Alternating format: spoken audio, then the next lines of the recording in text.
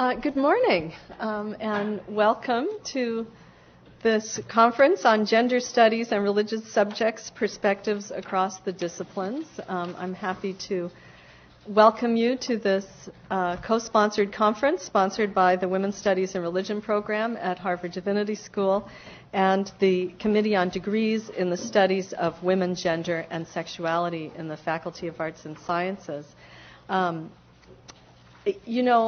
The goal of the conference today, as you all know, is to enhance and advance a conversation that is already well underway between scholars in religious studies and at the Divinity School and scholars in the Faculty of Arts and Sciences here and elsewhere about what happens when religion and gender come together in our research and our scholarship. It's really, as I've thought about this, it's really only a coincidence of history that at Harvard, religion is studied primarily in the Divinity School and in the Committee on the Study of Religion formed jointly by the Divinity School and the Faculty of Arts and Sciences. At many other institutions, the study of religion is understood as part of the humanities in faculties of arts and sciences, but as everything at Harvard, we're older and more arcane in our structures, and so Harvard University itself, which of course was founded to promote the learned ministry, eventually decided that the training of ministers and the study of religion lay somewhere outside the center of its endeavors. But those things are coming back together as the study of religion has changed and as our understanding of the approaches to religion in a pluralistic society have changed as well. I think there are some advantages to those accidents of history for those of us who are interested in studying religion and gender. One advantage was the urgency that the Divinity School that existed at the Divinity School when women became interested in ordination and in becoming full participants in religious venues, and that led to the founding of the Women's Studies and Religion program 25 years ago, and those issues and many others that students at this school bring continue to offer opportunities for those of us in feminist studies to see feminist theory in action. That is, with the students who come back to our classrooms from their field placements and internships, who are using what they've learned in gender analysis in the field, report back to us what happens when those concepts are applied in practice. And I think that's a wonderful opportunity that we're able to bring to this interdisciplinary conversation. But at the same time, we very much depend on theoretical work that's going on in other parts of the university as we participate in it as well.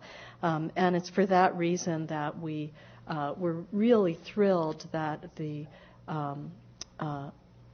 Women, Gender, and Sexuality Committee was able to co-sponsor this conference with us. And I'd like to introduce Brad Epps and ask him to greet you as well from that program. So Brad is the chair of Women, Gender, and Sexuality.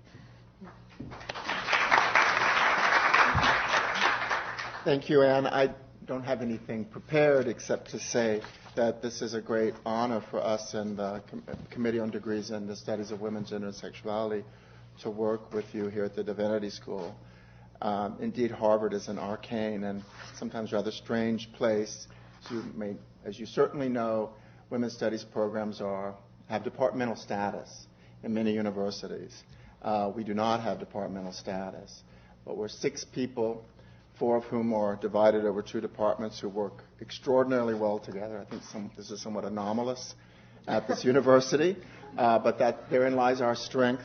And we're deeply committed to improving the intra-faculty ties at the Divinity School, the School of Public Health, the law school, the medical school, the Kennedy School, and so on. And so I'm very happy that we've been able to work with Anne and Anne's colleagues and students here to sponsor or to participate in this event.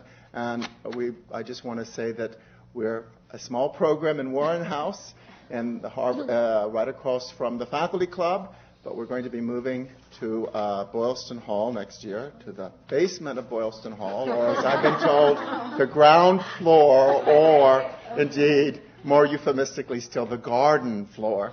So I invite you all very warmly to come and pick a few flowers with us in our garden floor next year. And I look forward to continued work with anyone interested in the study of women, gender, sexuality, feminist analysis, or feminist theory, so that we can actually make a more concerted effort and a more visible presence here at this university. Thank you.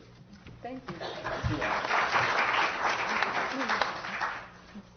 It often feels like a triumph at Harvard to have an interfaculty event, and let's go.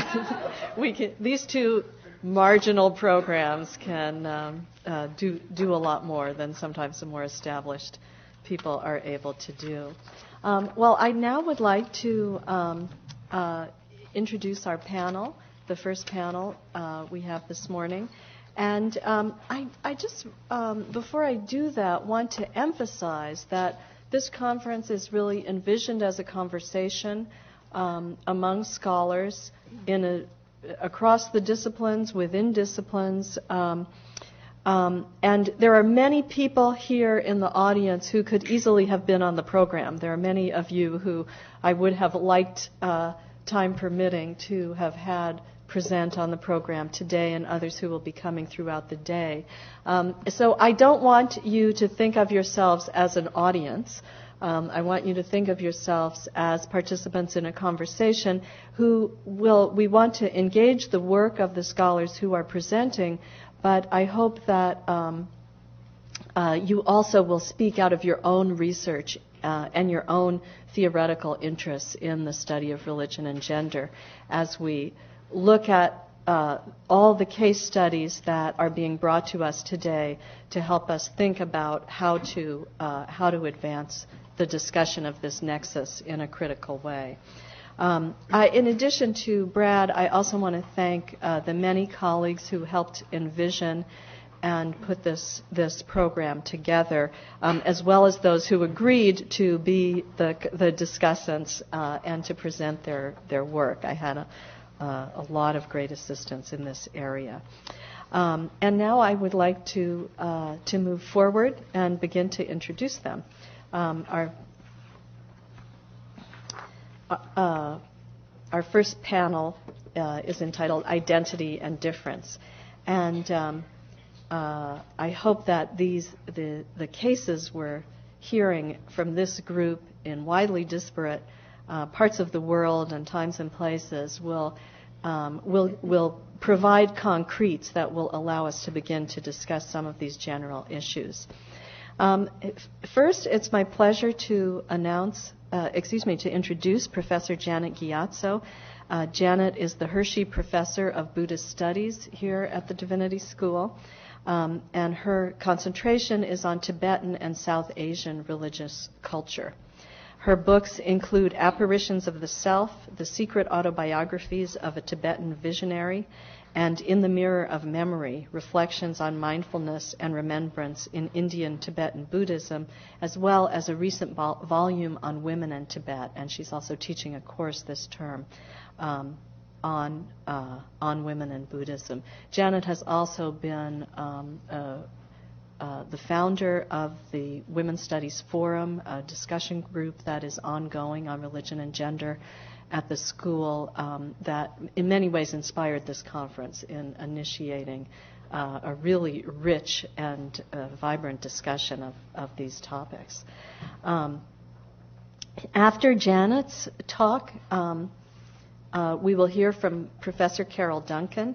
Carol is visiting with us at the Divinity School this year as a research associate in women's studies and religion. She's visiting from Wilfrid Laurier University in Waterloo, Canada. where she is associate professor and chair of the Department of Religion and Culture, as well as a member of the Women's Studies Program Committee. And the Religious Studies, oh, no, you're the chair of the Religion Department, right? You're not on that. You're, Carol is a sociologist of religion, and her research interests include Caribbean religions in diaspora, especially the spiritual Baptist tradition that you'll be hearing about today. She works in the area of material culture as well, which will she always has visuals. So when Carol speaks, the speakers will move out so that we can view those as well, and we look forward to that presentation. Our last speaker on this panel, we're delighted to welcome Professor Stephanie Sandler, Professor of Slavic Languages and Literatures in Harvard's Faculty of Arts and Sciences. Her research interests include modern Russian poetry, film, literary and psychoanalytic theory, as well as feminist approaches to literature and culture. She has published widely on poetry on Russian poetry. Her publications include Rereading Russian Poetry, which I wish I could do, but not having read it the first time. I really look forward to your presentation. As well as Self and Story in Russian History, a co-edited volume with Laura Engelstein. And we look forward to hearing from her about two contemporary Russian poets. We've structured the program today to have a lot of time for discussion, so we are not having formal research presentations. I've asked for really brief presentations intended to begin a conversation.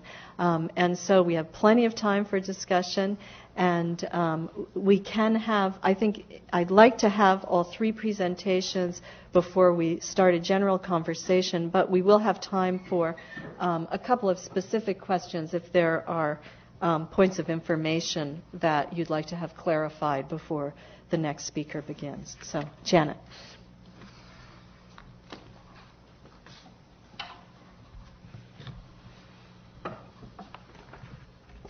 Thank you very much, Anne, and thanks also to you for all of your work in organizing this really interesting conference. Before I begin, I just wanted to add one more thing about the inter-school connection that we're trying to forge with this meeting, and I think many of us here feel, especially with our strengths in women's studies at the Div School, one of the things that doesn't happen as much as we would like is undergraduates from the yard in our courses, and also our master's students going over to the women, gender, and sexuality classes that are happening in the yard. And hopefully, as we get to know each other better, we'll see more of that going on. So anyway, I will make some informal comments. One of the problems with informal comments is I'm not sure how brief they'll be, because one tends to ramble actually more than when you have a well-structured paper.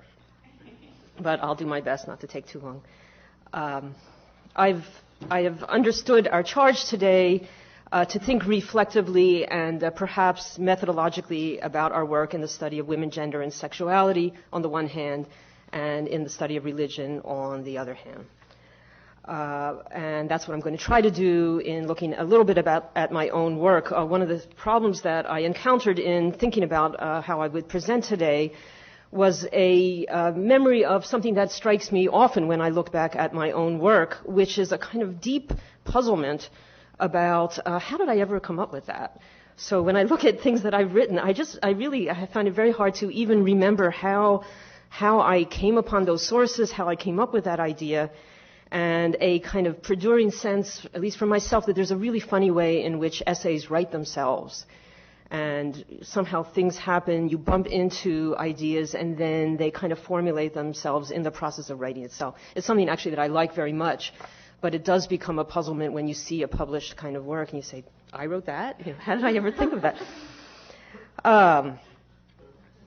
So in any event, my plan for today was to talk about the implications of two essays that I or she, whoever, wrote, I in the past, over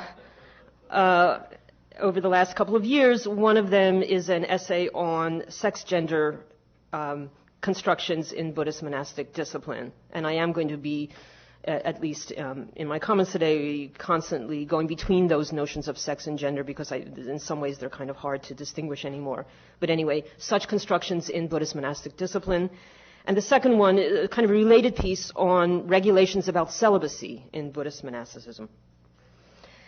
And again, I had a little bit of trouble remembering how I came up with that, but then I think that I can reconstruct at least one of them relatively well. And I'm also glad for this exercise, especially because it's bringing me to think about how the study of religion impacts my work, because I think despite the fact I'm in a divinity school and in the committee for the study of religion, and before that I was in a religious studies department at Amherst College, the category of religion remains actually a problematic one for me. And something that I often find myself wondering about what that category does for me at all. And in some ways, I still have a kind of intellectual kind of desire that we not foreground the category of religion. I think that this indeed remains a kind of question of debate and contention within the field of the study of religion. More generally, some want to argue about its deeply methodological and disciplinarian issues, which are very important to foreground, and others want to say that, in fact, the study of religion is very much dependent upon other disciplines and, in a certain sense, stands as a topic, of course, a very, very important topic. And I'm not at all arguing that there shouldn't be departments of religion, because I think that they are. I think it's a really important topic. I'm not sure about what about it in terms of methodology, angle of vision, ways of doing one's scholarship actually differ. And if that comes up as a question, and it might today, that would be really good, and it would be good for me. And I also want to say that I don't think that that's true of women's and gender studies. There I would want to mount an argument that I think that in terms of the angle of vision, there are some deeply distinctive ways of approaching one's material from the perspective of women's gender and sexuality, and I'm not sure about that in the case of religion. Anyway, all that being said, I'm like in some ways you can say I am a fish in water who's not aware of the fact that they're in water. I breathe and live in the study of religion, and especially in Buddhist studies. And I will not raise the question about whether Buddhism is religion. There's people out there who want to say, well, Buddhism is not a religion. That's, of course, ridiculous. Buddhism, if anything is religion, Buddhism is religion as much as any other religion. So that's not what I'm pointing to at all. And finally, I would just say that it certainly is possible that I'm so indebted to and embedded in the methods of the study of religion that I don't even realize that I'm using them. So anyway, let me try to speak about that to the degree that I'm possible, and maybe you'll see what some of my perplexity is. So this first paper on sex and gender construction which is actually entitled 1 + 1 makes 3, which I was very happy with. It's my remaining desire to be a mathematician, which has gone by the wayside, but I do believe that it is true that 1 + 1 makes 3. Actually started with looking at medical literature. So just about myself, working in Tibetan Buddhist studies, at a certain point in my career, I decided, with a great interest in issues about women and gender, that I should do something about that in my work. And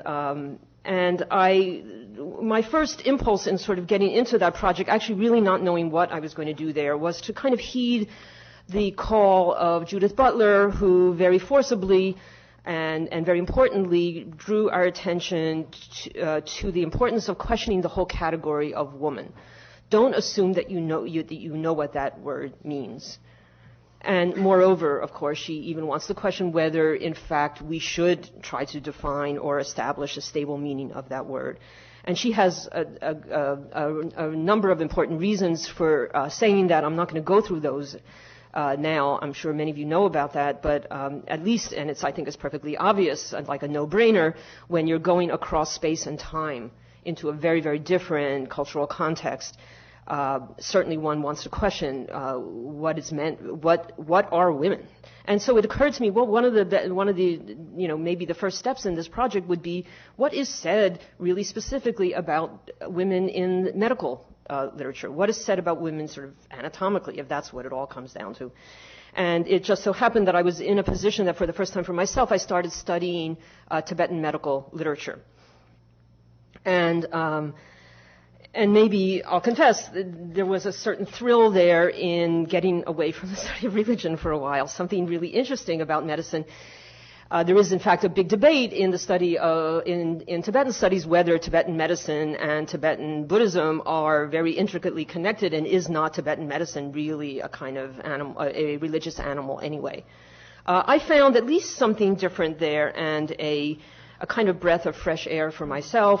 One place that was very interesting to me was when I started reading stuff about the pulse diagnosis in Tibetan medicine. And pulse diagnosis, I think many of you will know, both in Tibetan medicine and Chinese medicine and other forms of medicine, involves a kind of lengthy listening to the actual pulse right on the arm about the sort of character of your pulse, and they can read a lot from that. And there's a very basic distinction, at least within Tibetan medicine, between three major types of pulse: male pulse, female pulse, and this third kind of pulse. The Tibetan word is maning, hard to translate. Some people try to translate it as neuter, but actually it's a kind of third sex, or an in-between category. And what was really interesting about that and thrilling was in the medical literature a bunch of statements which recognized the discrepancy between the character of one's pulse and one's anatomical sexual identity, so that it is not at all the case or the expectation that women have women's pulse and men have men's pulse, and these intermediate sex people have intermediate sex pulse. It really ranges in a very different way than what one's anatomical sex is identified as. And that actually leads these medical theorists, at least by the 16th century, to be articulating a concept of gender. It's not very well articulated there, but it's there. It's maybe under-theorized, but it's, at least they try to name it. And that itself was a very, very interesting and exciting discovery for me. Is that it's some sort of category of gender which would account for differences in secondary sexual characteristics that seem to be, that one would expect, in fact, to be related to one's anatomical identity, but in fact aren't. And there's a lot of possibility of diversity and difference in how that gets worked out.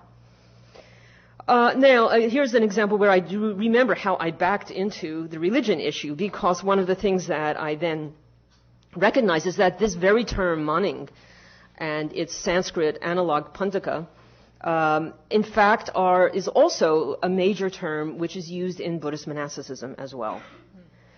And so I said, well, okay, I got to look at this word. It's a kind of strange word. It's a strange category. One thing that I found when I started looking into this is that the medical writers themselves actually wanted to resist that conflation. They wanted to say that their use of the term was not the same as the way the term comes up in the monastic literature. And that in itself, actually, for me, in terms of my work on Tibetan medicine, which has now grown into a project of its own, was culturally interesting, that writers in the 14th and 15th century are able to recognize and sort of name different sorts of discourses and to step back from them and have a kind of methodological kind of awareness, which I thought is really interesting. That's a kind of a side point. As the historian, however, I say, well, you guys can say that they're not the same, and I know that there's strategic reasons and political reasons for you to say they're not the same. I, as a historian, I'm not going to say that they're the same, but they're certainly related, and I want to look at that. And that sort of brought me into this figure of the maning, or the Sanskrit term pandaka. Now, what is mostly how this third sex category fits into monasticism is that we find that, and this third sex category also, they make a lot of effort to define it, and actually one of the issues about it is how, in fact, it's defined. Is in fact a big question. But whatever it means, and it starts to look like the category is a kind of whatever category itself. It's the category of the whatever. Is nonetheless excluded from taking ordination in a Buddhist monastic order. And this was really important. and also troubling. And so this is where I guess my religious studies kind of self starts to come in, because, given the otherwise very inclusive rhetoric of early Buddhism, the idea that all sentient beings should be able to gain enlightenment and that monasticism was an important tool on the road to enlightenment, why are they excluding certain kinds of people based on their sexual anatomy? And especially since, in fact, when you look closer, at least one of the kinds of this third sex person is supposedly a true neuter, to the degree that this person does not have any kind of sexual organs, no kind of sexual identity whatsoever. And in fact, one of the criticisms and one of the ways it's made fun of in this early Buddhist literature is that it doesn't have any kind of sexual desire at all. It's kind of lacking. It's not a sexual being. And that seemed really odd to me, that the monastic order would nonetheless exclude that person from taking ordination, because ordination is all about, in Buddhist terms, non-attachment and celibacy. So wouldn't these neuter people have a leg up? Wouldn't these be the best? That's probably not a good metaphor, but anyway. Wouldn't they be the best kind of candidates for taking ordination? Okay. It also so happens, the sad fact of the sector of Buddhist history, which indeed is not only androcentric, perhaps misogynist, is there is a story also foundational to Buddhist monasticism that in the beginning, we don't know whether this is really historically, true or not, but the Buddha is supposedly have wanted to resist actually ordination of women. And there is a story about how he was convinced to do so, but in the course of allowing women into the order, wanted to make sure that it was clear that in terms of status, hierarchy, especially in ritual performance and other issues in the community, that women were slightly lower than men. So he wanted to enforce patriarchy with a capital P in the early Buddhist monastic order. Now, it just so happened, by the way, that what I'm talking about here was the topic of my research when I was a candidate for this very position at the Divinity School. And so this is another one of these accidents that I said, oh, well, what should I talk about? The Div School has a lot of really strong and interesting women who are doing women in religion, but maybe they're not going to want to hear about this arcane history of Buddhist monasticism, and I need to make this relevant to contemporary, whether that was true or not, that was just my question. But anyway, I decided to sort of foreground issues of religion in order to get this job. I'm glad that Bill was not the person who was hiring me at the time. Anyway, no, I'm being ironic also. But indeed, this issue about the lower status of women in the monastic order is in fact a live issue today. In fact, some really interesting debates are happening at the moment about trying to change the order and to write this particular status differential out of the monastic rules, and whether that's going to be possible. But anyway, I started to realize, in fact, one of my big revelations about the function of this third sex category in the monastic discipline, as I thought about it more extensively, was that it served actually to, in fact, purify women of the kind of associations with them that this very androcentric early male order was imposing or projecting upon them.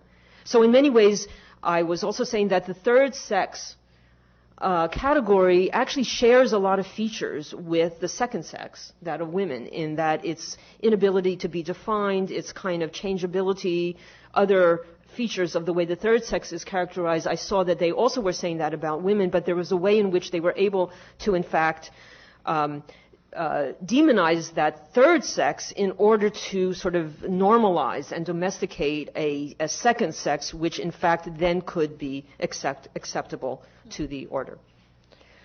So that alone already is taking me down a sort of interesting path in terms of stuff that I want to talk about. One thing in this, in all of this, if you have been able to track what I've been actually going through very quickly, I think that when we're looking at the medical tradition and their category of a third sex, I would say that the third sex is really a kind of metaphor. It's a kind of symbolic category. It might not really actually refer to third sexed persons, But in fact, when you triangulate that with some of the stuff that's said in the monastic tradition, there is a suggestion that that there really are such people, these, well known to be intersex, third sex people, and so that the sort of discussion actually is at least attempting to move towards talking about actually real people. And in fact, what I want to say is that there's a kind of systematic sort of ambiguity about whether this is a symbolic category or whether it's actually really talking about real, especially historical people. And that's actually remains kind of unclear. And I wouldn't say it goes one way or the other. But at least I do think that that's important that even when they are attempting to talk about these third sex people, they're talking in terms that I would say, strictly speaking, is gendered, in the sense that it's metaphorical, it's symbolic, it's ideological, it's conceptual. And again, the question between the relationship between that and the actual anatomy of human bodies is a troubled and complicated one. But at least having made that realization, it occurred to me, what is the real problem for the monastic order in this third sex category, whatever it is? And my sort of revelation that was most important in this research project was that the fact that the third sex is so undefinable, it's so ambiguous, is in its fundamental nature an anathema to the notion of order altogether. And in fact, what is monastic discipline about? Monastic discipline is about drawing lines. It's about discipline. It's about saying yes and no. And so in some very fundamental way, the very character of this type of gendered person flies in the face that everything that monastic discipline should be about. And that's fundamentally, this is like a Mary Douglas point, front and center, which took me a while to get to, that was so challenging. That's what's so bad about such people, symbolically. So in other words, I start with an issue of gender and sex, and I end up with monastic discipline. So am I in the domain of religion? Yeah, I think so. What's discipline? And what about discipline is religious? What in monastic discipline makes it religious? How is the monastic order different than, say, the army? Or how is it different from an athlete's discipline? And that's a kind of complex question. I'll leave it hanging. I think that there is certainly to the degree to which monastic discipline's aim is towards issues of ultimate concern, something that we associate with religion. It's associated with a kind of soteriology. I think also something happens in the study of religion about discipline which recognizes the degree to which, and that's where my project left me, the degree to which discipline, that there is a celebration or perhaps a reiteration of discipline qua discipline. And that's, in a certain sense, why maybe this discourse moves into the question of gender, is just to remind itself, okay, we're the ones who are engaged in monastic discipline, and we're kind of celebrating that fact. I'm not sure if I'm making that point clear, but it's self-reflexive then. And maybe that self-reflexivity also is something fundamental to the study of religion. How am I doing for time?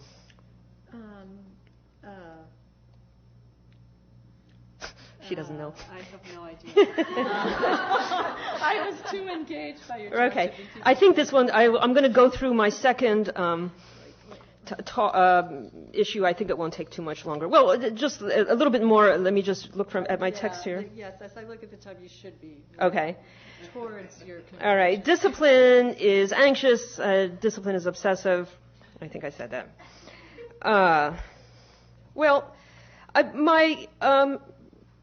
So then what's happening here is that I've moved from the issue of sex and gender into something about discipline, but then I think also one wants to ask, why is sex the site where monastic discipline wants to plant its flag? And I think that I would also assert then that there's something about both sex and gender and this very complex connection also between materiality and the body and its conceptual and symbolic significance that makes it a very right place to try to make definitions. It's on the one hand a very difficult place. It's very challenging to in fact decisively say what one's sex is. And indeed, coming from the early Indian medical tradition altogether, which is something that I didn't mention previously. They're actually quite aware that empirically it is the case that in intersex children are born. There is such a real thing as in intersex bodies. There's a very, very old insight in Indian medicine. But again, how that then gets configured and how that then plays out in a whole variety of domains in terms of their symbolic significance is in fact both a challenging and a troubling place, both for medicine and especially for religion.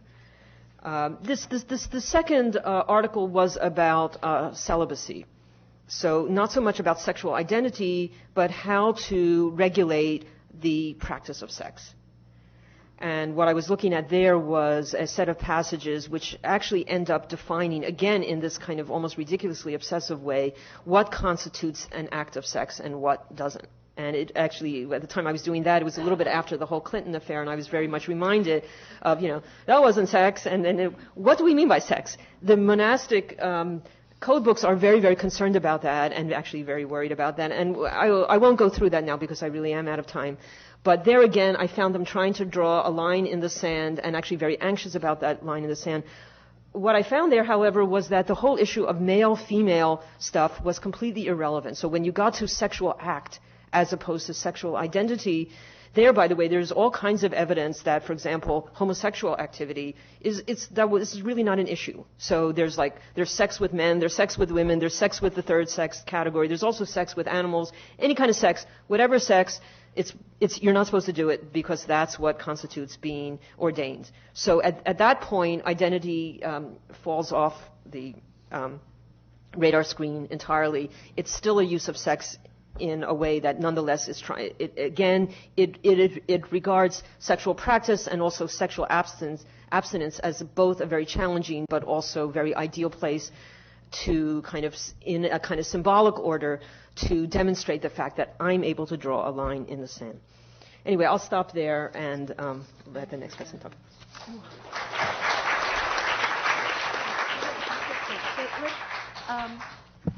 I did lose track of the time. I apologize, but we'll have plenty of time to catch up. But if there is one quick question that can't wait for the later discussion, we can take it now. Yeah. You talked about it just now at the very end. An intersex person is the same like a no-sex person? Well, actually, there is a huge variety of these intersexed people. And they are defined in all kinds of ways. One type is the type that has no sex. Another type is a hermaphrodite. Another type is one, apparently, who half the month is female and half the month is male. And then a whole bunch of other anomalies, a huge amount of anomalies. It becomes like this dumping category for all kinds of anomaly just in general. But one of them is sort of a person who has no sex at all. Does that make sense? Okay, we're... okay, one more. Homosexuality included in this third sex, or that's included? Well, that's actually a really big question, and it's actually hard to discern. I think one of the things about this third sex category is that it really moves and shifts, and how it's defined. My own opinion, contra a lot of other people in Buddhist studies, is I don't think that homosexuality is like a big deal there. I think that what it's about is aberration. And what we see from this other literature that I mentioned about the regulations against having sex for the purposes of celibacy, where there doesn't seem to be any kind of moral voice at all about the various kinds of sex that people have, that doesn't seem to be the issue per se. It's aberration. And there are some examples there of some kind of homosexual activity which also had something wrong with it, but it's not because it's homosexual per se. It's because there's other aspects of it that are wrong. And this third sex, you're saying it's entirely physiological? God bless you. Well, yeah, my point, though, is that it appears to be physiological, but it is then given all kinds of symbolic significance culturally. So it isn't really entirely physiological. But there is always some of these physiological anomalies. I can't say that for sure. Yeah. Wow. Okay, I'll hold the rest of the questions for the discussion, and I'll ask the speakers to come up to the audience now so we can hear from Harold.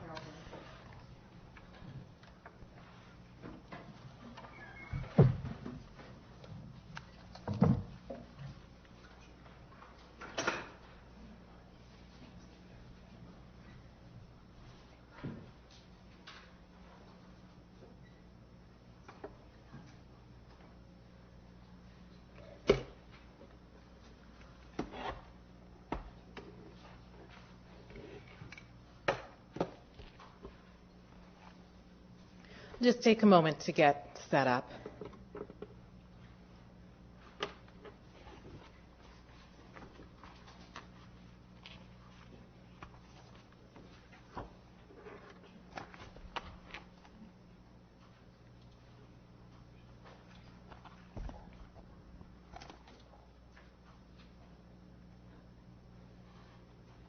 Good morning, everyone. I offer my thanks to Anne Brody for her direction in convening this conference, and to all of you who have gathered here to join us in this conversation on gender and identity in religious studies. What I'm going to do in my presentation this morning is to offer you an overview of my current research project. It's entitled Fashioning the Sacred, Gender, and Visual Culture in Caribbean Religion in Canada. And I will also offer some reflections on the methodological aspects of conducting this study, especially pertaining to critical ethnography, the production of visual images as a photographer, and my own role as an insider in the community as a member of the Black and Caribbean communities in Toronto, but also importantly as an outsider coming in from the university and the entire anthropological colonial history of information gathering on others and the suspicions therein. And I'm caught somewhere in between these indices in conducting the research. The images that I'll show you are ones that I've produced myself in terms of my photographic work, and there is one other image that was given to me by one of the women whom I worked with because it represented the way in which she wanted to be presented, represented publicly in fora like the ones that like the one that we're having today. My research project, while working here at the Harvard Divinity School, explores the connections between visual cultural production, ritual, and religious practice in the lives of Caribbean women in Toronto. Toronto, Canada, along with London, England, New York, and Miami here in the United States, is one of the major international centers of Caribbean migration. By visual culture, I'm referring to an interdisciplinary field of study which focuses on the visual aspects of everyday life, everything from clothing, quilts, family photographs, homemade altars, and viewing practices like television watching, as opposed to an exclusive interest on visual art in public museums and galleries as sites of meaning for individuals and groups. As a result, visual cultural studies purposely disrupts distinctions between high and low culture, art and craft, artist and artisan, and production and consumption.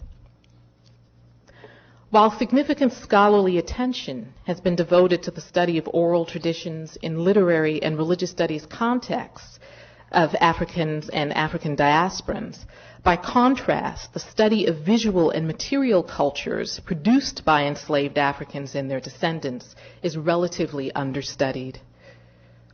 Art historian Lisa Gale Collins, in her study, The Art of History, calls this the visual paradox at the center of African American thought. The paradox is that while there is a focus on issues of visibility in terms of racial and ethnic stereotyping, for instance, there is not a corresponding focus on the work of Black visual artists. Focusing on visual cultural production, then, challenges the overwhelming focus on the word and text as the locus not only of Black cultural studies, but also religious studies. I'm a sociologist by training, not a theologian. However, engagement with theological discourse, engagement also with historiography, has been a necessary part of this research process, and my discussions here with colleagues at the Divinity School in the WSRP program have been especially valuable in this regard. This first image here features Mother Yvonne. She's one of the leaders in the spiritual Baptist tradition. She's in downtown Toronto. For those of you who may have visited the city, You'll notice the streetcar in the background, one of the ubiquitous sights of the Toronto city landscape. Her vehicle to the side of her, somebody is loading some food. She's just coming from a shelter for the homeless in the center of the city. And her costume, the clothing that she is wearing, the long skirt, the petticoat, the apron, patchworked, the gingham and check, her head tie. These are signs which for many of us in North America, in the United States and in Canada, often imply the mammy, Aunt Jemima, subservience, and servility.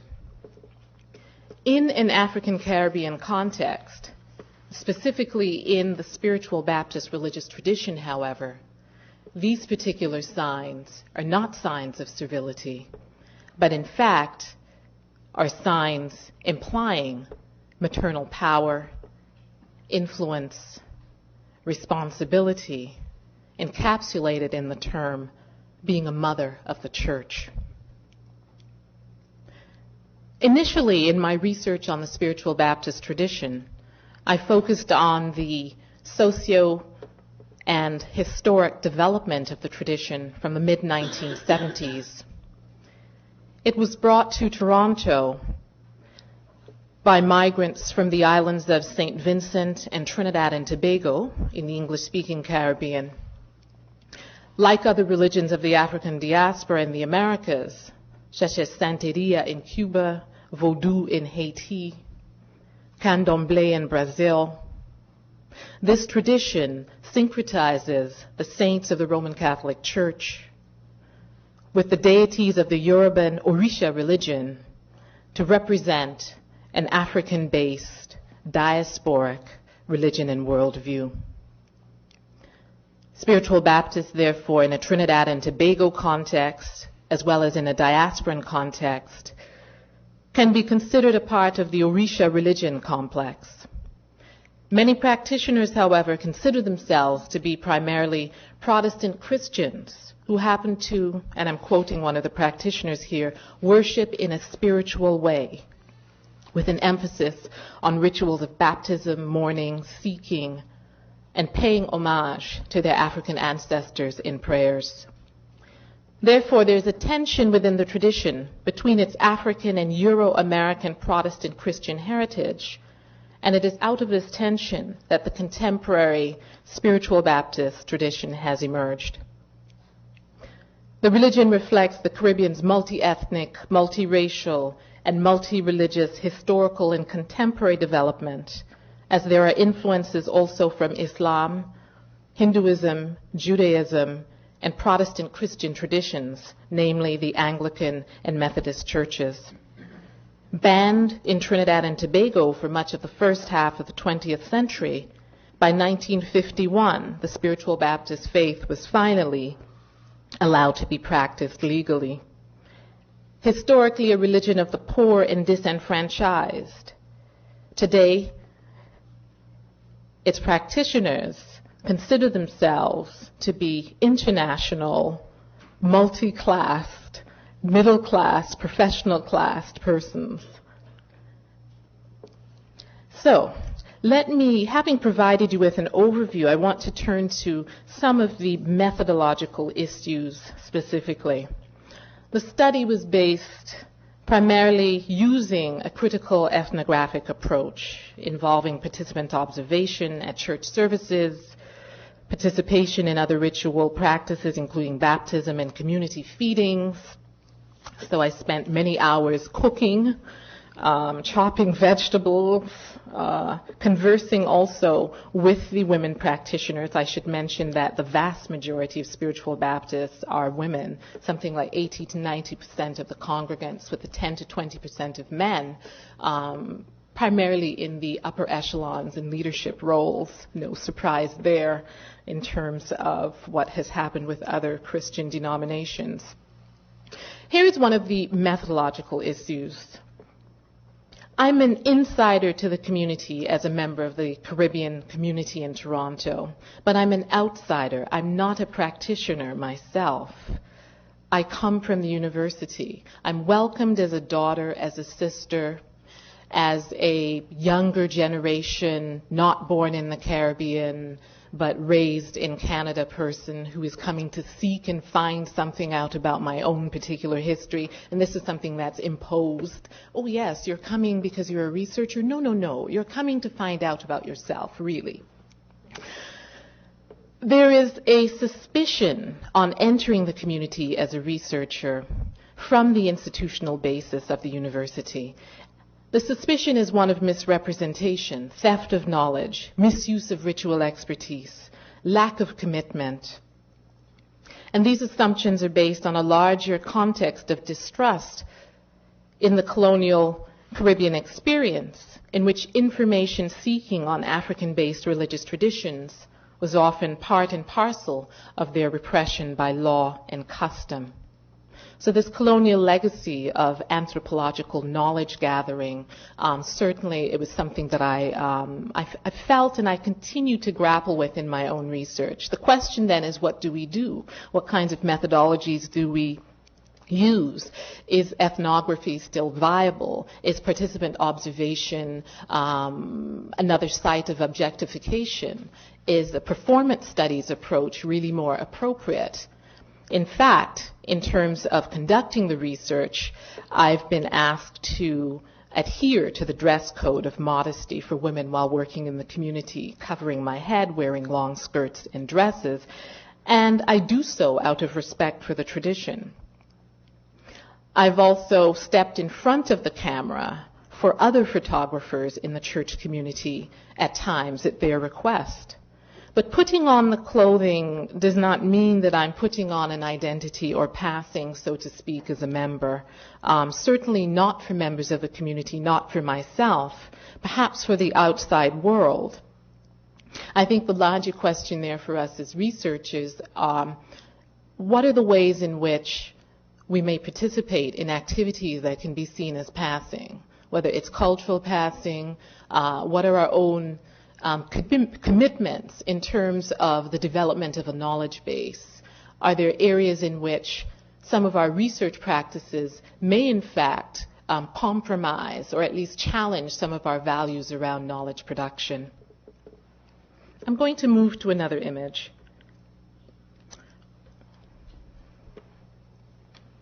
This is one of the images that was given to me. The photographer was not myself. This is Mother Ruby. She's now deceased, one of the leaders in Trinidad. I had an opportunity to spend a couple of weeks with her in Trinidad in extensive conversational interviews and also in Toronto before she died. So this is the second issue that I want to raise.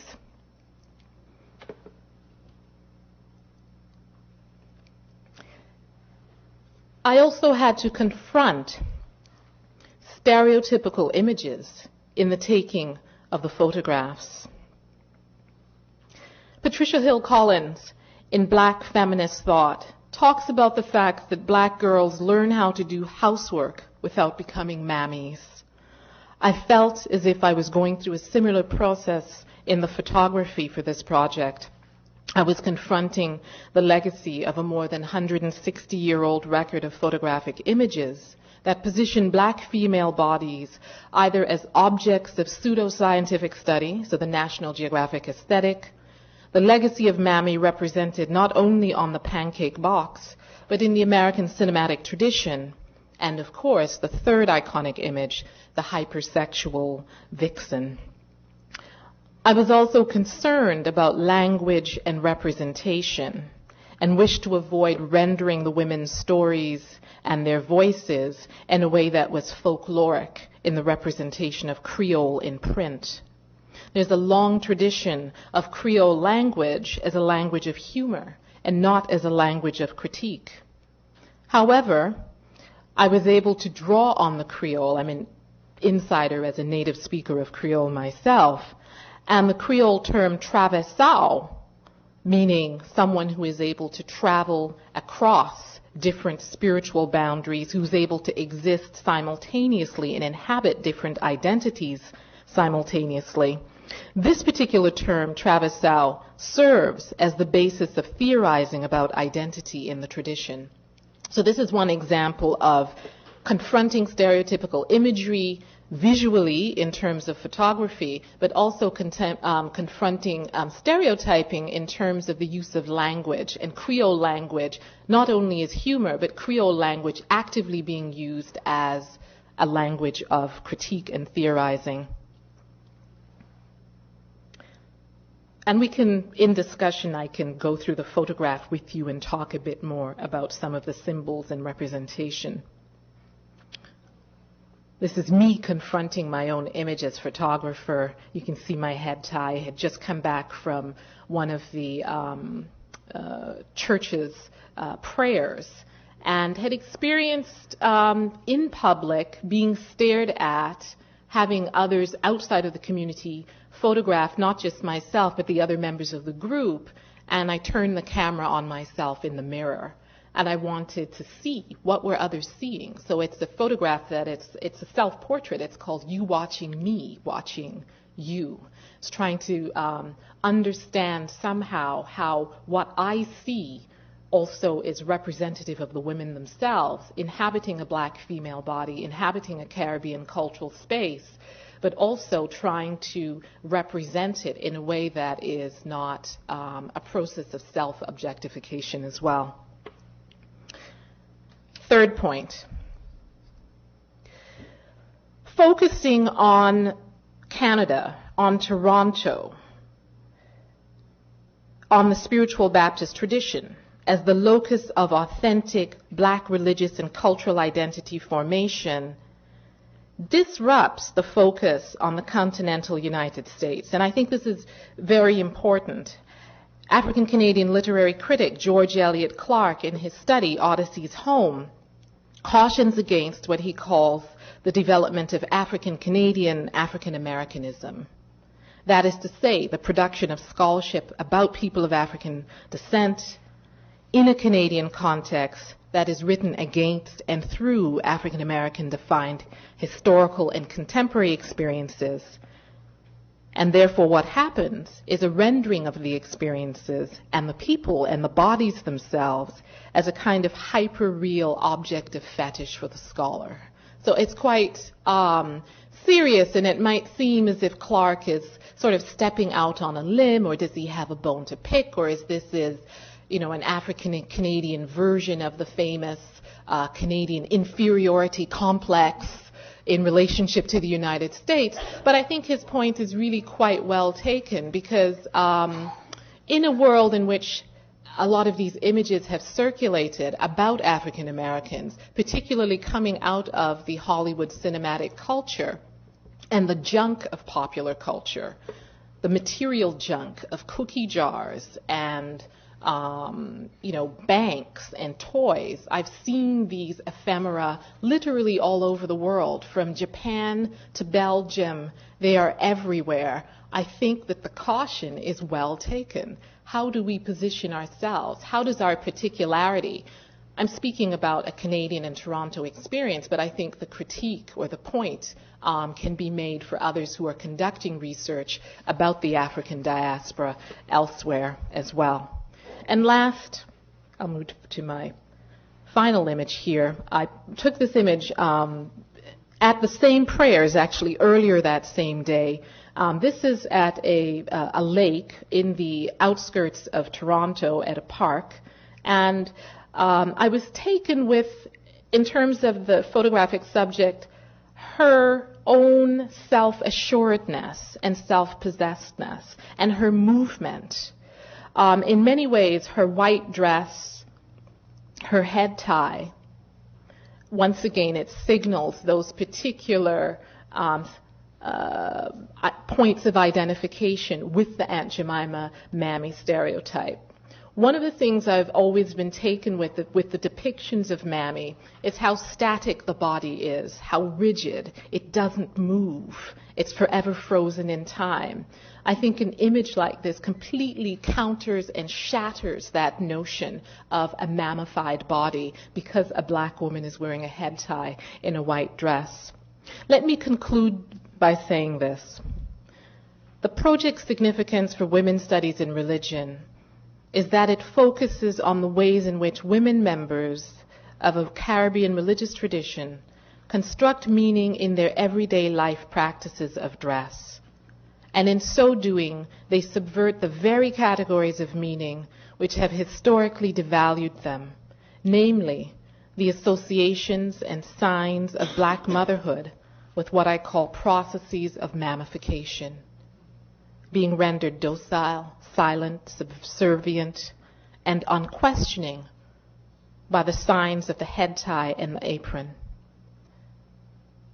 I hope in my analysis to challenge long-held stereotypical assumptions which suggest that black and Caribbean religious traditions, especially those which emerged among working class and poor people, those dominated numerically by women, are somehow unsophisticated and incoherent, unable to speak to us as scholars about the complexity of identity, about the significance and nuance of movement and migration, due in part to their emphasis on orality.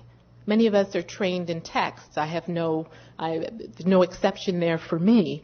But I've had to rethink and reorient my methodology to focus on the oral and the visual, to in fact take into consideration the material objects which some, even within black communities, deem to be embarrassing relics of a past best forgotten, or more benignly perhaps, evidence of the legacy of illiteracy and an uncomfortable reminder of a past.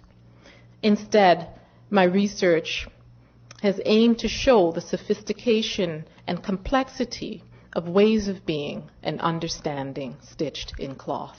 Thank you.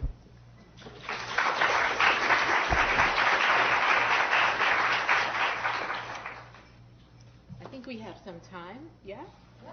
Just a couple of questions for Charles. I'll still stand here so you can see the image. No? Oh, yes. You offered to unpack that image.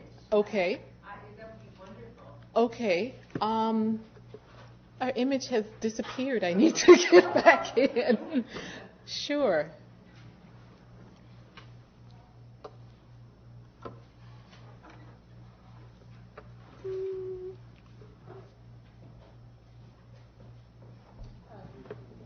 Is there anything else in the meantime? Yes, Karen. I hadn't thought about the Canadian-American piece before. I did not heard you talk about it. Mm-hmm. How does one, in practice, in practical terms, how do you address that? Just one, precisely by addressing it straight on the way you have? I mean, what changes in trying to think about that issue in the way you do your work? I think there are practicalities, certainly in what you read, what reference points, assumptions that are made about black identities.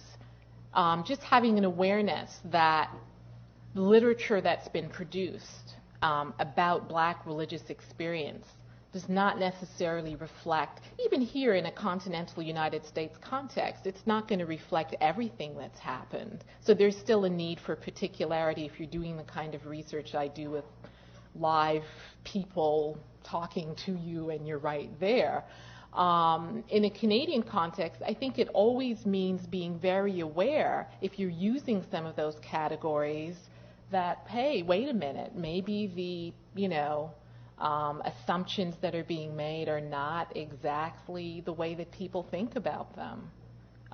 So, for example, the image that I showed with the lake water, in doing some of the historical research for this study, I searched out narratives going back to the early 1800s in Nova Scotia, also in Ontario. These are slave narratives in which people talk about their physical location and their relationship to the north.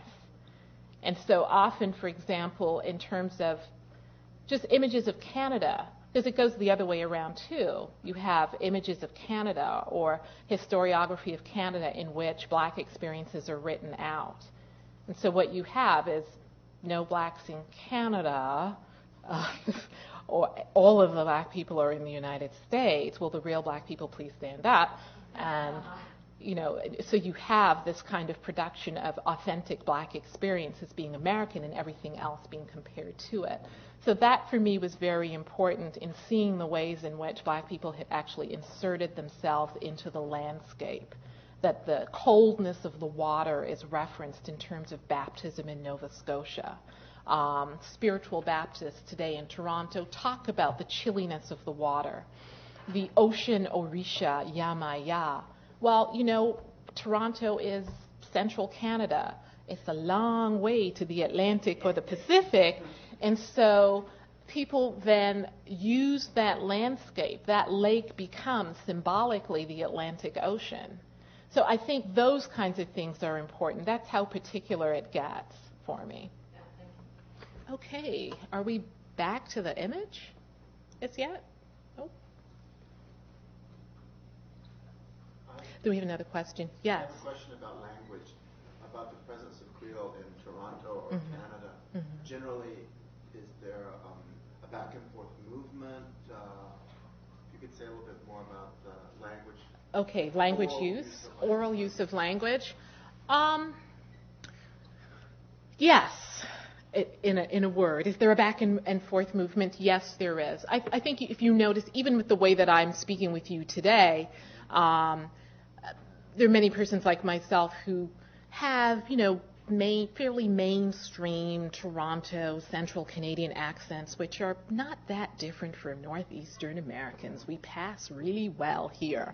But our expressivity, the kind of licks, the jazz riffs in our emotional expressions tend to be Creole expressions.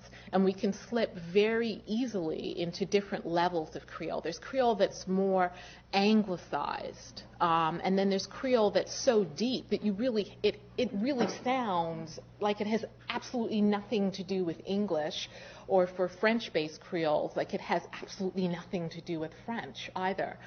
For those of us that are second or third generation, Creole is a tie to our cultural identity as Caribbean people. There's also the legacy of Creole being seen as a part of racing the body, that somehow bodies of black people are one of the ways in which you're raced is by your ability to speak the European language with ease and facility.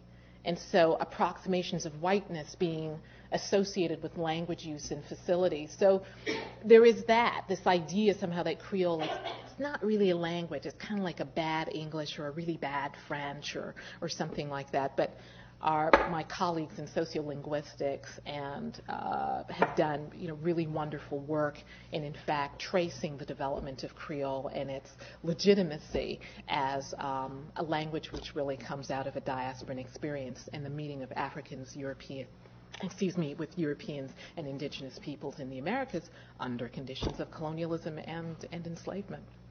Thank you. Yes. Okay, the image. Let me go back. Very brief.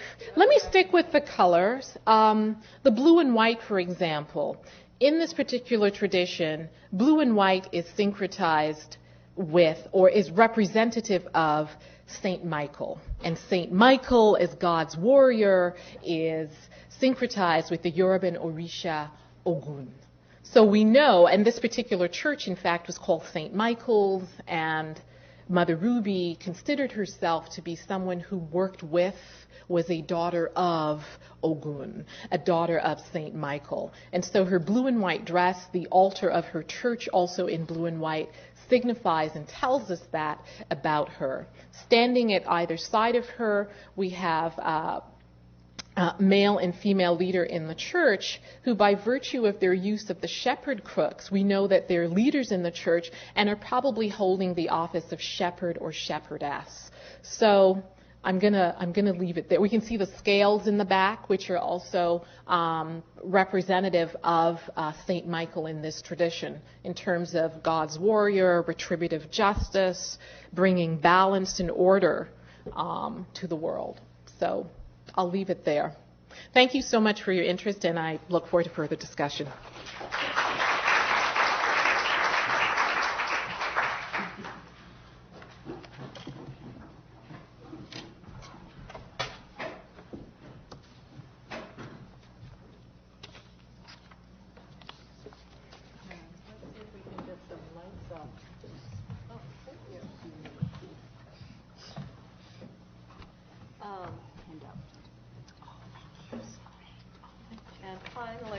for this morning's session. We'll have Stephanie Sandler's a handout. For those beautiful images, I'm going to take you back into the realm of the word. This is based on work on contemporary poets, in particular contemporary women poets in Russia. And as opposed to reflecting, as Janet was able to do, about previous work, I'm here to confess about the inadequacy of previous work and to be grateful to you for having the occasion to look at a topic, namely that of religion, in the work of some poets where I had not paid attention to it. So I come to you as a scholar of Russian poetry, and on the occasion of this symposium, I feel myself pressed on two sides. I feel the pressure of feminist theory and practice, and that pressure is familiar to me. I have a past as a professor in a women's and gender studies department, and I've long written about women writers. But it's by no means clear to me how in 2007 one best calls on feminist theory to speak of cultural material. A forum in PMLA, which is the Journal of the Modern Language Association, a few months ago, lamented by feminist scholars that students and scholars have distanced themselves from feminism, seen by some as boring or irrelevant. We fool ourselves, argue others, if we believe that sexual difference no longer tells us anything about the world that we inhabit. I, just to speak of myself, really can't read except as a feminist, even when looking at material as seemingly inhospitable as to a feminist approach as the poetry that we'll look at today. Most Russian women poets engage in what I would call a preemptive strike, so that they will not be read as women poets. How two poets, Olga Sidakova and Yelena Schwartz, navigate the temptations and the resistances of gendered identity is one topic I hope to speak about today. One might imagine that expressions of faith would be one site for speaking as if without gender. To speak with and about God might permit women poets not to speak as women. And yet in the poems that I'll look at today, gender can never really fully disappear. So the first pressure is the pressure of feminist theory, gendered discourse, but the second is the pressure, of course, of religious thinking. And here the discomforts are less familiar to me. The possibility for self-consciousness and self-doubt much greater. Here the political spin twists in the opposite direction, as if acknowledgement of the power of religious discourse would be akin to embracing its dogma. I don't accept the idea that a particular politics inheres in religious thinking, but I am a scholar of Russia, a country with a history of a national state religion called orthodoxy, which of course means the right way to believe. And so I am interested today in how religious poems can be appropriated by those with political agendas that may be anathema to the poets who have written those poems. And that will be part of the story that I have to tell today. It is, as I say, a story about two poets, Olga Sidakova and Yelena Schwartz, because I know that probably no one has ever heard of them. I've given you images of them, of each of them, as well as a few poems. They are two of the premier poets in contemporary Russia, by any standard. That two of a country's leading poets would be women is rare, but it's not unique, at least not in Russia. We have only to think of the example of Akhmatova and Tsvetaeva earlier in the 20th century. But what makes the pairing of Schwartz and Sidakova, I think, doubly interesting is that both have written the majority of their poems in terms of spiritual quest and reflection. They can be viewed as religious poets, but neither has been seen productively in this way, and here I would include my own research in having failed to do that. At least to do it usefully. They are nearly exact contemporaries, born in 1948, Schwartz, and 1949, Sidakova, and thus they will soon turn 60. They were active in unofficial artistic circles during the 1960s and 70s. They published in samizdat, or abroad. As the Soviet Union disintegrated, they saw their work published in Russia. They've both won major prizes in Russia and abroad. They've been translated into a number of European languages. Their work has drawn wide and largely positive critical attention. The occasional carping criticism about one or the other can have sexist overtones, but it is rare. One lives in St. Petersburg, Schwartz, the other in Moscow, Sidakova. Neither has ever thought seriously about living outside of Russia, but both now travel widely. Sidakova, Olga Sidakova, about whom I'll speak first, is a professor. She is at this moment at Stanford University teaching a course in contemporary Russian poetry, and she'll read here at Harvard on March the 16th. I can give details to anyone who would like to hear her. In Moscow, she regularly teaches seminars on Pushkin at the university and on Dante at the leading academy for the training of Orthodox priests. She's an admired translator from a number of languages, and she is an accomplished scholar. Her latest publication is a dictionary of Church Slavonic words whose meanings have changed in modern Russian. These changes make speakers of the language typically misinterpret religious texts, including prayers. So what she's interested in, we might say, is at once language and history. That befits a poet. But it is also, in effect, a theological interest. She is eager to return to those who pray a deeper certainty in the words that they speak and in the rituals that they practice. The first of her poems that I want to speak with you about is called Old Women, Starushki. And I begin with it for its implied gestures of self-representation. To choose old women as one's emblem is to challenge associations of women with the beautiful muse of poetry. And it is an unyielding and unhelpful muse who inspirits this poem. I'll just read you the poem. Old Women.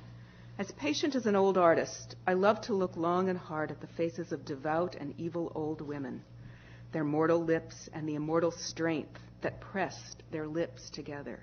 It's as if an angel sits there, stacking money into columns, 5 kopeck pieces and lesser ones. Shoo, he says to the children, birds and beggars. Shoo, he says, go away. Can't you see that I'm busy? I look, and I draw a picture in my mind, myself before a dark mirror. This comes from a cycle of poems that Sidakova wrote in 1980 and 1981 called Old Songs. And these poems draw on folk religious traditions. They sketch simple lives of faith, adversity, and a modest hope for spiritual transcendence. Poetry perhaps always asks about transcendence through art, which may explain why we begin here with the idea of an old master painter. I think the painter she has in mind is Rembrandt, and why we end with a picture drawn by the poet in her mind. Old Women uses those visual images to frame a middle stanza that's separated by a sweeping parenthesis. The middle stanza shows an angel shooing away children, seated before stacks of money. Here is a vivid subject to be painted, but perhaps the angel is also a metaphorical substitution for the old women who are forbidding in their own way, the stern line of their closed mouths turning into the angel's reclusive wish to count coins. The poem offers an additional substitution in the third stanza, when the poet draws a mental picture of herself before a darkened mirror, rendered obscure and inaccessible. The poem gives us other images that allegorize enigma. Those who seek meaning are beggars and children, and meaning is reduced to the endlessly convertible coins stacked by the angel. The stacks look like the poem's own narrow columns of verse, but they also connote a strange intrusion of commerce and accumulation into a poetic world of angels and artists. The poet may be asking with her dark mirror whether she risks becoming one of those evil old women because she too is devout. Certainly the most striking thing about this poem, about this mirror, is that it is dark. Darkness makes possible a mind turned back on itself. Darkness would seem to stop thought, to create a prisoner of the mind. But for Sidakova, darkness makes light possible. In this insistence on both light and dark, she takes a theological position far from right-wing Orthodox Christians and unlike those who profess their faith by becoming priests or holy women. In this insistence on both the light and the dark, on living in the world where money is counted and on imagining heaven, she resembles, I think, Yelena Schwartz. And Schwartz has actually commented that contrast of light and dark is found in her name, in its Greek and German origins, that fates her to address the light, Yelena, and the dark, Schwartz. Before I turn to Schwartz's poems, I want to speak briefly about one other Sidakova poem in which an old woman appears.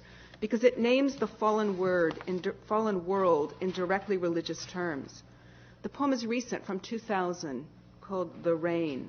And unlike the stern columns of old songs, it sits beautifully on the page, unrolling its lines like the rain that it describes. The poem is dedicated to John Paul II. The Rain. It's raining, and they say there is no God, as the old local wise woman Nanyavarya used to say. The ones who were saying that God is no longer now light candles. They order special liturgies, and they fear those of other faiths. Nanyavarya lies dead in the cemetery, and the rain pours down, magnificent, abundant, more than the eye can see. It pours and it pours, knocking on no one's doors. The diction in this poem is so effortlessly restricted that we may not notice how much it depends on repetition, raining down on us with words that are syntactically alike. But the world pictured here is not static. Nanyavarya's words no longer describe the indifference to God that exists in the world, and she herself lies dead in the cemetery. The faithless act as if they were pious, but their performance of public rituals feels false and intolerant. The poet sets the standard for tolerance in her dedication of this poem to the Pope, John Paul II, whom she met several times and regarded very highly. For an Orthodox Christian to dedicate a poem to the Catholic Pope is to make a statement about embracing those who believe differently, which is literally what is meant by that expression at the end of the second stanza, in Averzi. The poem celebrates the way that the natural world testifies to God's presence, regardless of the behavior of God's creatures. Such celebrations are more unusual in the poetry of Yelena Schwartz, to which I now turn. She cultivates, in fact, a more defiant image in general, and her poems play out a range of bad girl roles, including blasphemy in both word and deed. In her poems, she is more likely to take on the role of the one who says that God is dead, but her poetry repeatedly dramatizes her experience of having her faith tested. Throughout her work, Schwartz's terms of reference include the passions of saints' lives, the temptations to faithlessness, the history of church schism and political oppression in Russia. I've given you one of her best-known early poems, Animal Flower, with its imagery of Old Testament tribulations and implausible personal identity on the handout. Schwartz often writes of temptation and despair, particularly in two extraordinary books of elegies that mourn her mother's death in 1998. Schwartz lived her whole life with her mother, and without her, she certainly, in her poetry, represents herself as feeling as if she has been left cosmically alone. This solitude recalls her earlier tales of temptation, but these poems are more direct, more stark, as in this short, untitled poem from 2001, which I'll read you. I was thinking, God has abandoned me. So what of it? He's a priceless ray of light or a thin needle, but man is the haystack. Hey, he's cruel. I have turned away from him, turned away from the torture. But who of the two of us is more cruel and more terrible? The one who has no body, of course. He has made us endless, bottomless, so that our grief can know no bounds. There's none of the dazzle of the early poetry here, no poetic wizardry beyond some very simple rhymes and iambic rhythms that are in the Russian original, but they're not in my very simple translation. But there's nothing to cover over the poet's stark confession. She asks a difficult question. Compared with her sin in turning away from God, is God's sin in torturing her with grief any less terrible? This blasphemy is close to the wish to curse God that ends one of her remarkable early poems, and it's just very long, so I didn't put it on the handout, called Kindergarten, 30 Years On, but without that poem's drama or its historical scope. This poem, I was thinking, God has abandoned me, if you take it alone, does not tell us why the poet grieves without bounds. The tale of loss cannot be spoken here, nor in any of the dozens of other elegies about her mother. To look for that story is as fruitless as the search for God's comfort, itself likened to a search for a needle in a haystack. In this poem's chain of substitutions, the haystack is humankind itself. God is the needle lost in the haystack of humanity. But who is it who has no body? Is it God, conventionally without material form? Or is it the endless, bottomless poet, all grief and no body? All body, we might add, and no gender. If that is so, then it brings no release, no pleasure, and God offers no consolation. Here's a poem that takes a different turn toward a belief in divine redemption. I particularly wanted to conclude with this poem because it defies the black and white contrasts that otherwise seem to inhere in Schwartz's dramatic self-presentations. This is a poem that shows, I think, the influence of Sedakova. And I should say that these two poets, who know each other quite well, defy the norms of women's imagined competition and jealousy. So here's another late poem by Schwartz, A Gray Day. I spoke in a hurry, in a nervous hush, because the time was short, the lightning was shuddering, slowing down, running. Or was that my blood, the quiet diminishing of daily life? It's time for me to go forth into your tiny mustard seed. In the house of my Father, everything is fading. In the house of the Father, all the angels are crying because the anguish of a jaded, exhausted horse sometimes finds its way even unto them. One gray day I was alive on this earth, and amid the mist of day in triumph the Spirit may approach and look so that you will see him without seeing. And so celebrate the meager light, curse not the twilight. If Christ is to visit us, it will be on such pitiful days as these.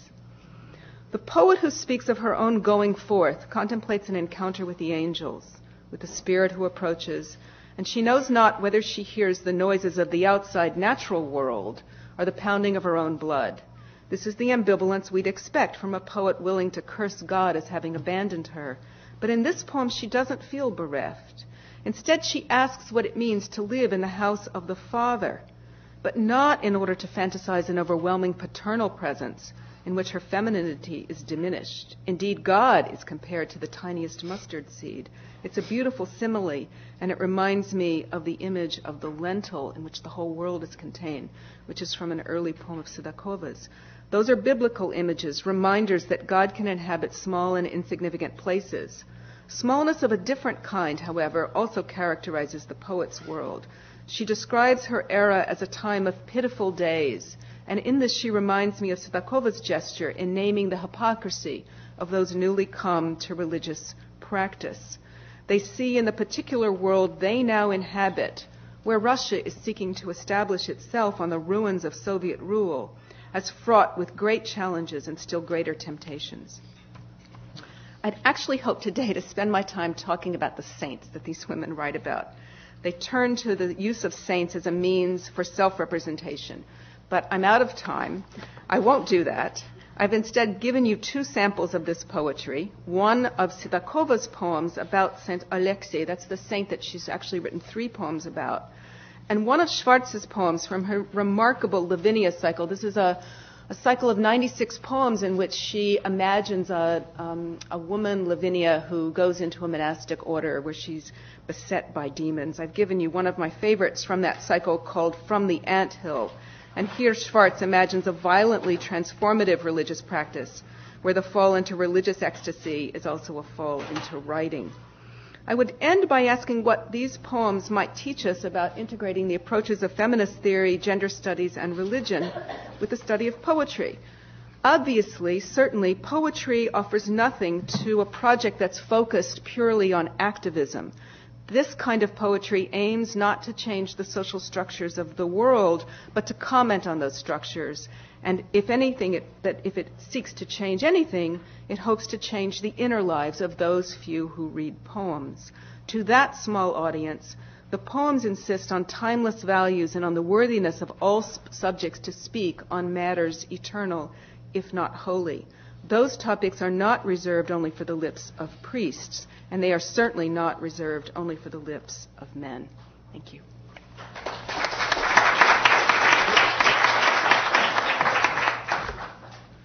There's a particular question. I could answer it. Yeah. I was very interested in your statement that expression was based on permit women to speak without reference to gender. And I guess I must be somewhat cynical because I don't think I can accept that. And I think that the wholeness of these poems is a recognition that they are written by women and not priests. And I wonder. Certainly, and I think what I had in mind there, when I thought about speaking about these poets and speaking about the presence of religion in their work, actually the first topic that I wanted to talk about was the topic of prayer.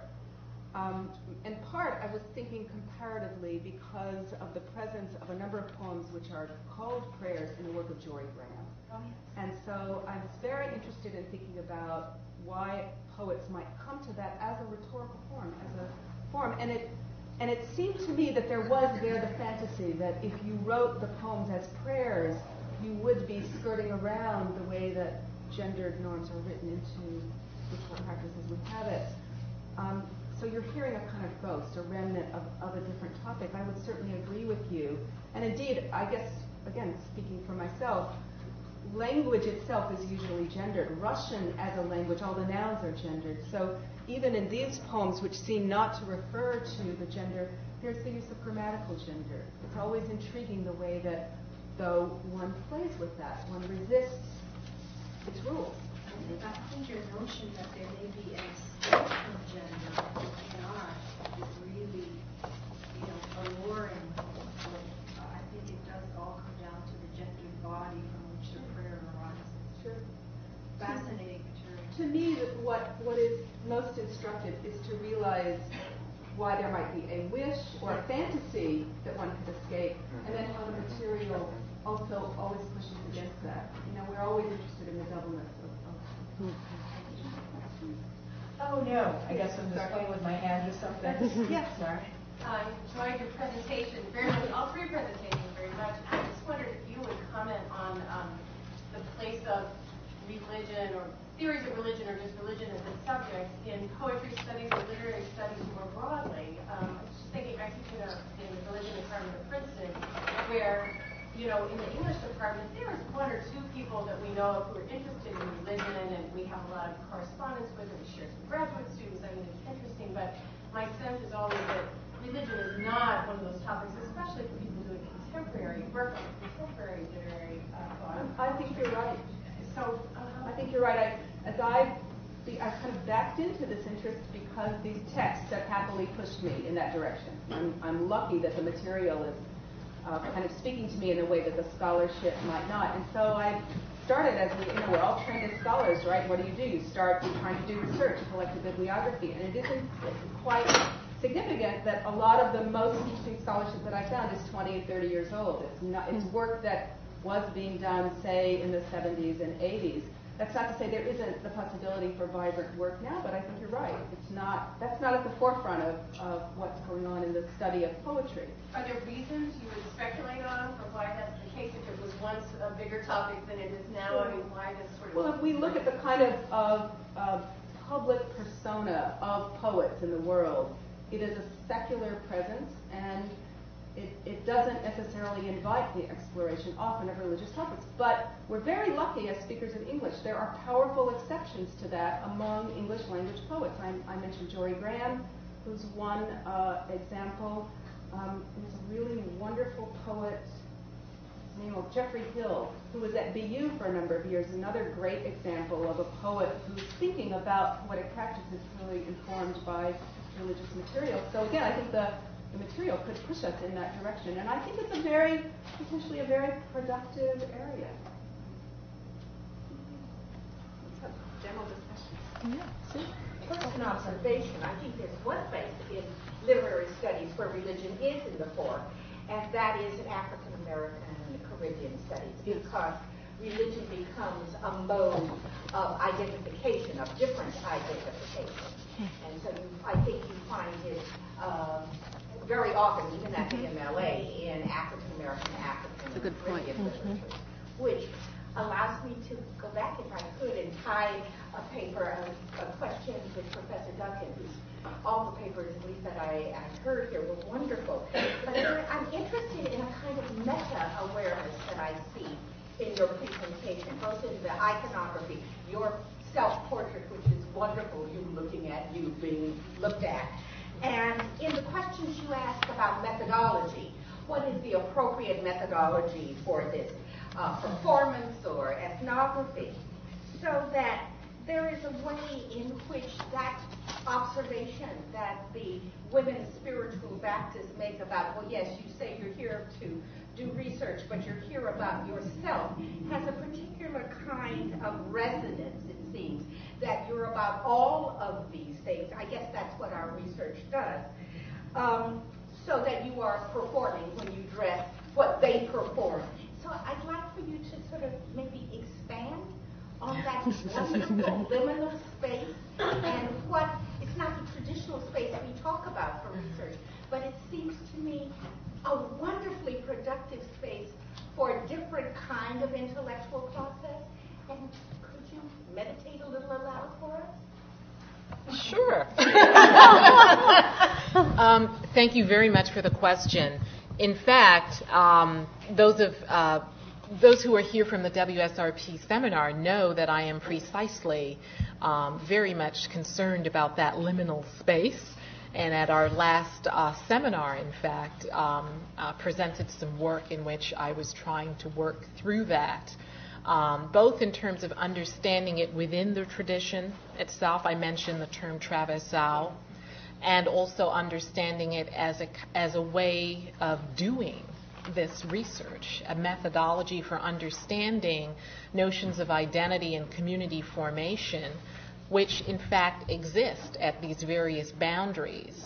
The idea of the traversal I find tremendously useful. So, what does it mean then for me to do this particular work, and what does traversal mean? I'll be trying to be very brief here. The traversal is a term that I heard within the church, initially applied to persons, including people like myself that have family histories, and many Caribbean people have those kinds of family histories that span different countries, racial, ethnic backgrounds, language formation.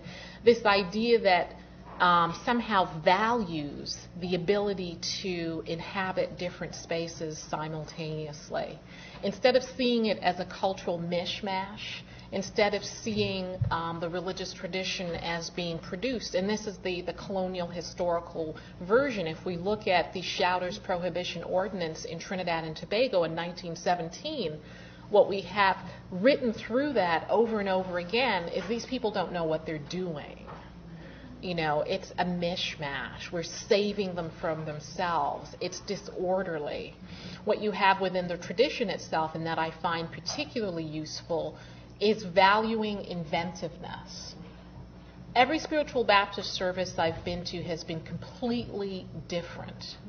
It's like opera in a way. You kind of know what's going to happen, sort of, but you don't quite know exactly how it's going to play itself out, where spirit possession is going to happen, on whom, at what points of the service, which particular deities may enter, this idea that the church is a ship.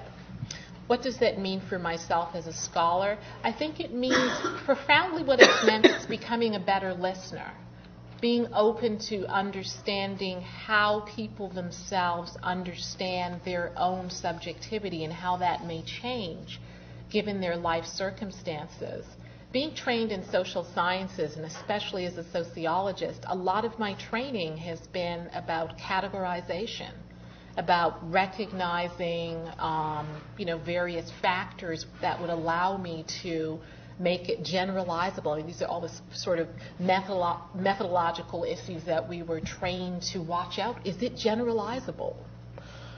Is it something that's sociologically possible for you to study? Well, this is an area which would, the answer would be no. It's not generalizable. Therefore, you can't study it. Therefore, it's not a social phenomenon that you can actually look at. So I had to kind of throw out, not necessarily throw out, but really seriously question. Even the interviews schedule became something that I had to really do away with and try and develop a more conversational mode and become a really excellent listener, trying to understand my placement within the tradition as a friend of the community, as somebody who is interested in what they're doing, and recognizing also their own play at the politics of difference in a city like Toronto. Toronto is one of the most diverse cities in the world. There are over 100 languages spoken, more than 200 ethnic groups. The majority population is people of color, etc. There is the sense of the work being produced in order to serve information in a way that's beneficial for the community. So I'm aware of all of those factors. I hope this has been helpful to you in ruminating out loud, and thank you for the question. I wonder if there are other people who would want to address that in the context of their own work. There's a lot of people here who've struggled with their relationship to the communities they study. Yeah, Afsana. And let me ask everyone to identify themselves. Afsana National Body from WGS and History. I wanted to just say a few things about these methodological challenges, largely because I've been trying to reinvent myself as an ethnographer over the past 6 months instead of being a historian. And in fact, it has made me think very, very hard. Is it really the challenges of ethnography really different from the challenges of reading 14th, 15th century sources? And I actually find a lot more in common than not. But I don't want to get into the comparative challenges of historians and ethnographers. But one of the things I found as somebody who is an insider and not an insider, because I went back to Tehran to work on transsexuals in Iran, and by just interviewing and talking and everything, what I found most challenging was, against all my training of being skeptical, I had to learn, and learning to suspend belief, I had to learn to suspend disbelief. And that was the most difficult thing I had to do. In my case, I mean, it's not quite the question of entering as from an outside of a religious community. I had to suspend disbelief because I was working with people who had spent their whole lives struggling, making other people believe what they are and what they're not, because they're trying to transition from one sex to another. And going to these people, being trained in disbelief, is the last thing you need to start a conversation. And I think that's part of, I found that the most challenging. This is something I think all ethnographers know how to do, but those of us who are not ethnographers have to reinvent the wheel as we do our work.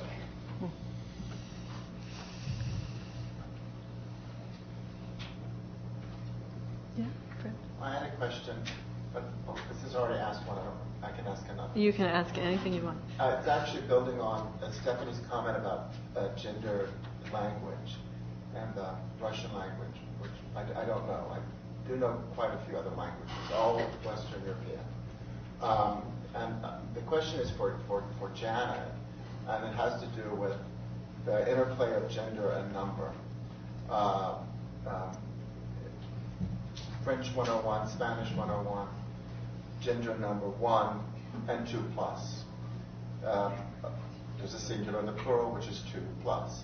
So I'm wondering, in the sources with which you're working, in Tibetan and you mentioned Sanskrit, how grammatically gender and number interact.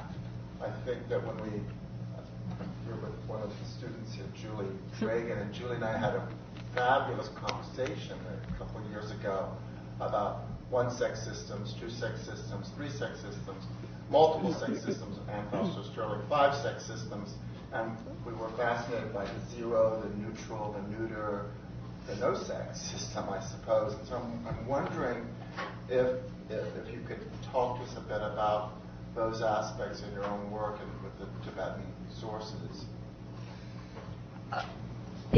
I would have to think about how, other than just to say factually, it is the case that Sanskrit is a very highly gendered language, and nouns are typically either male, female, or neuter. Yeah. So, in fact, this whole third category, especially in the Tibetan context, is, I think that one of the sources of the category altogether is from grammatical study, which actually very, very early on in any kind of sources that we have for Tibetan literature altogether already names this third category as a very useful and interesting category that functions in a particular way. It's actually different from the way that it functions in Sanskrit, and it doesn't actually, in Sanskrit, Gender, as far as I can think at the moment, functions basically with respect to nouns, and then verbs are indeed conjugated not in gendered forms, right? At all. So gender is not reflected in verbs whatsoever, but it's certainly an issue of nouns. And regarding the number, is singular one and then two plus plural, or is there another understanding of number? As it regards gender per se? Well, this is part of the use of verbs, at least in West Atlantic. Right. I would really have to think about that. You know, there is also a dual form in Sanskrit. Yeah. Russian had a dual. Actually, yeah. The Russian example might be interesting to you because Russian did have a dual historically, which is gone, but there are remnants of the dual. And the strange thing about counting in Russian is you have different case governance for 1, 2, 3, 4, and then 5 and above. So 2, 3, 4, I had one of my teachers I remember said what Russian did was it developed the concept of a little bit. So you had 1 of something, 2, 3, 4. But what's also striking in terms of gender and number is that basically gender disappears in the plural. Right. It tends to be the case. But gender would inhere in counting systems with 1, French and Spanish would be examples of this, so that you would have 2 different words for 1 of something, so that if there's only 1 of it, you need to know its gender. Russian kept that for 2. There's a feminine and a masculine name for 2, and then it disappears after 3. Back to Tibetan, nouns are not gendered in general, unless they're gendered by content, but it's not a grammatical structure. But how gender actually functions here is more on the level of how sounds interact with each other. So how consonants, when placed together, how they change within the same context. And there you have this very interesting function of the third sex as denoting some of the consonants which actually function in a third sex manner rather than in a male or female. So male consonants, just in brief, are hard and female ones are soft. And the third sex consonant is actually very flexible and is the consonant that in various contexts has a different character depending on what the other consonants are that are around it. And that also these third sex consonants are those which actually help to join other kinds of consonants which have problems and have a certain dissonance between them. The third sex consonant in between serves as a bridge. So that you could have a lot of fun with. Thank you. We have more. I'm going to take two more questions, and then we'll break for lunch, and then we will continue our conversation. Let me just say at this moment that one of the speakers for our next panel we have lost to the flu season. Amy Hollywood will not be with us after lunch, and so we're very sorry to lose her, but it does mean that this conversation this is going to be a continuous conversation. So you guys are still on call to respond to the way your papers fit in throughout the day, as everybody here will be. So we're going to take Fatima. And then your question, and then we'll break for lunch, okay? Just a brief note on gender in language. Now, it's not always the case that gender refers to male or female. It can be purely functional. In Arabic, for example, the feminine can refer to a group of prophets, although no female prophets exist. So in this case, we say things like she or said she prophets. That's purely functional.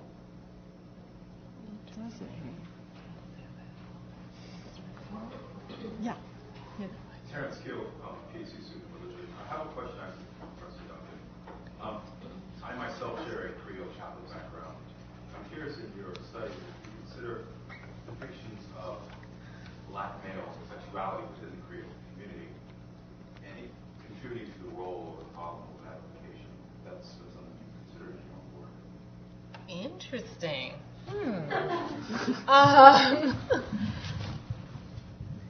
Okay, my mind is spinning through several images.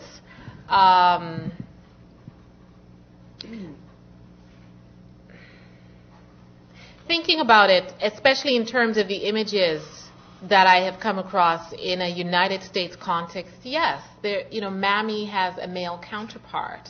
And looking at the material that I have come across in everything from antique shops to thrift shops, I've come to learn that somebody's thrift is somebody else's antique, depending on the value of the item. I think, yes, there is a definite kind of sex-gender system in which Mammy is produced in relationship to representations of black masculinity as well as white masculinity and white femininity as well.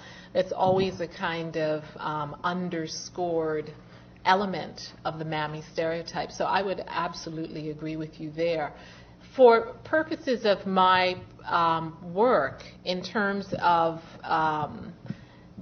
this is one of these instances, I think, coming back to Professor King's comments about the United States, Canadian context, how do you balance that off? This is one of these instances, once again, where I know the historical material in the United States, but I have to listen to what people are actually telling me. And all in a Caribbean context, you've mentioned a Creole Catholic background. Is yours Caribbean or? Yes, Caribbean, Southern Louisiana. Southern Louisiana. Extending the Caribbean into the Gulf. Okay.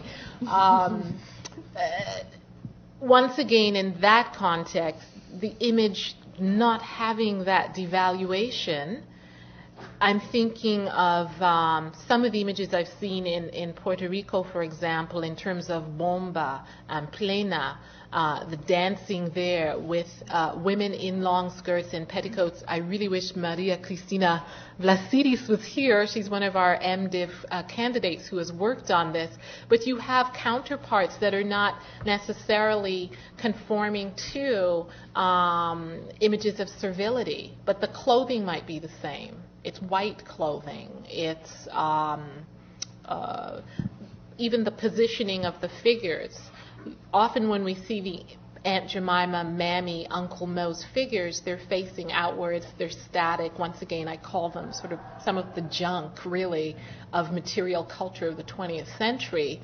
I'm thinking particularly of some of the artistic representations in bomba and plena, where the figures are always engaged. I like the movement of them that suggests that they're not just static, not just to be controlled. So I do appreciate your question in terms of pushing me to bring out the interplay. Thank you. Thank you. Well, we are going to break for lunch. Please keep your question. You'll get a chance later on. Everyone is invited to lunch in the Braun Room, whether you signed up or not. And we look forward to seeing you back here at 1 o'clock.